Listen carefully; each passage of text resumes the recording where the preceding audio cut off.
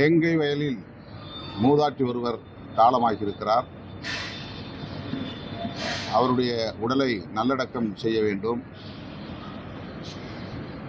ஆனால் காவல்துறை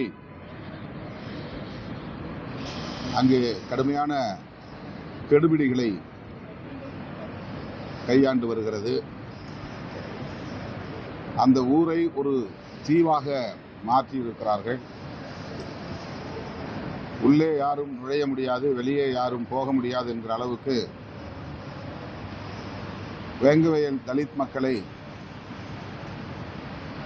காவல்துறை தனிமைப்படுத்தி இருப்பது, நெருக்கடிக்கு உள்ளாக்கி இருப்பது, அதன் மூலம் மன உளைச்சலை ஏற்படுத்தி வருவது மிகுந்த கவலை அளிக்கிறது. மாண்புமிகு முதல்வர் அவர்கள் உடனே இதில் தலையிட வேண்டும். காவல்துறையின் கெடுபிடிகளை கைவிட ஆணையிட வேண்டும் என்று வலியுறுத்துகிறேன்.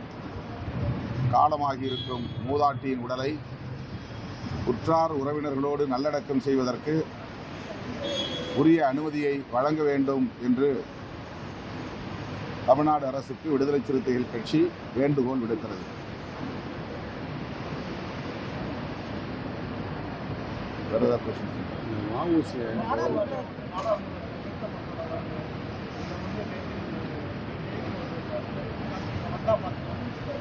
என்னது நாடாளுமன்றம்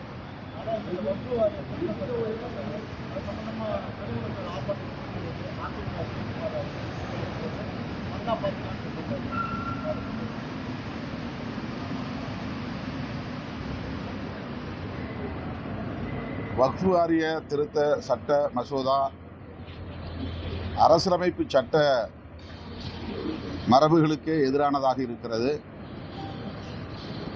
ஆகவேதான் அனைத்து எதிர்க்கட்சிகளும் அதனை அறிமுகப்படுத்துகிற போது கடுமையாக எதிர்ப்புகளை முன்வைத்தோம். அதன் அடிப்படையில் நாடாளுமன்ற கூட்டு நடவடிக்கை குழு அமைக்கப்பட்டது. ஆனால் எதிர்க்கட்சிகளை சார்ந்த உறுப்பினர்களை முறையாக பேச அனுமதிக்கவில்லை. அவர்களின் கருத்துக்களை ஒரு பொருட்டாக எடுத்துக்கொள்ளவில்லை.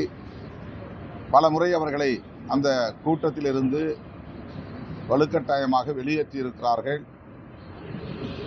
மீண்டும் அதனை நடைமுறைப்படுத்துவதற்கு, நிறைவேற்றுவதற்கு பாஜக அரசு முயற்சிக்கிறது. அரசமைப்பு சட்டத்திற்கு எதிரான ஒரு அரசு பாஜக அரசு என்பதை உறுதிப்படுத்தக்கூடிய வகையில் இந்த விவகாரத்தில் அவர்கள் நடந்து கொள்கிறார்கள். இந்த போக்கை வன்மையாக விடுதலை சிறுத்தைகள் கட்சி கண்டிக்கிறது. இது தொடர்பாக அதிமுக ஒரு பிரதான தமிழகத்தின் எதிர்க்கட்சியாக இருந்த நிலையிலும் கூட, இருக்கிற நிலையிலும் கூட பேசுவதில்லை.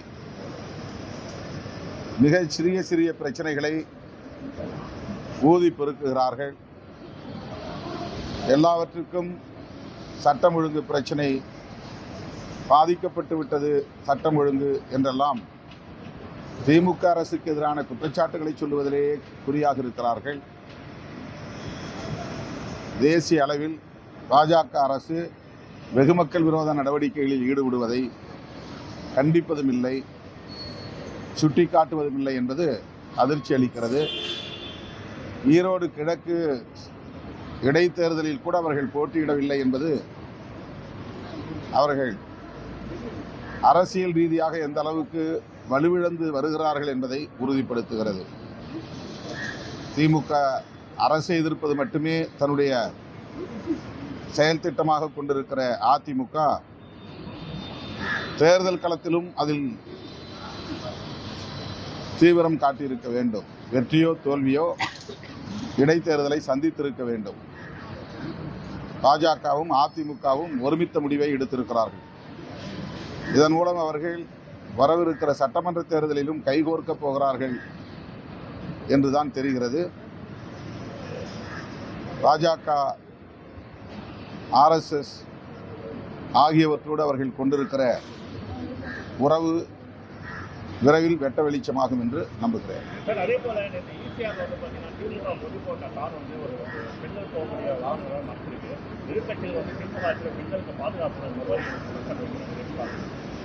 எதிர்கட்சிகள் இல்லை, அது சம்பந்தமாக காவல்துறை ஒரு விளக்கத்தை தந்திருக்கிறது. சம்பந்தப்பட்டவர்களை கைது செய்வதற்கு தீவிரமான நடவடிக்கைகளை மேற்கொண்டு வருகிறார்கள். அவ்வாறு குற்றச் செயல்களில் ஈடுபட்டவர்கள் வண்டியிலே ஒரு கட்சி கொடியை கட்டியிருப்பதால் அதற்கு கட்சி பொறுப்பாக முடியாது.